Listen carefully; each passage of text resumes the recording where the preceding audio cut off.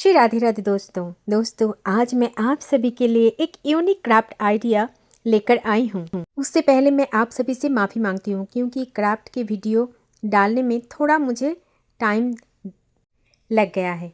चलिए कोई बात नहीं, फिर से स्टार्ट करते हैं न्यू क्राफ्ट आइडियाज़, क्योंकि क्राफ्ट बनाने से हमारी माइंड भी अच्छा रहता है।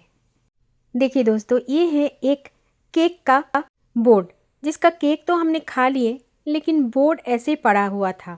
और ये जो ओम वाला आप कार्डबोर्ड देख रहे हो, ये बोर्ड हमने 50 रुपीज़ में एक शॉप से लिया था।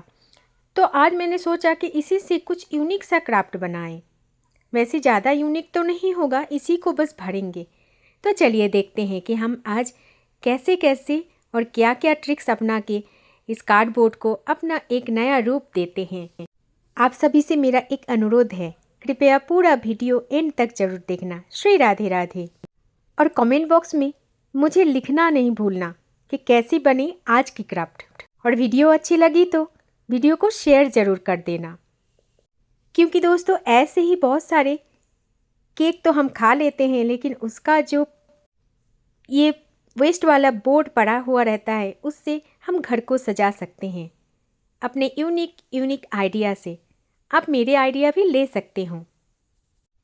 चलिए देखते हैं। श्री राधे राधे।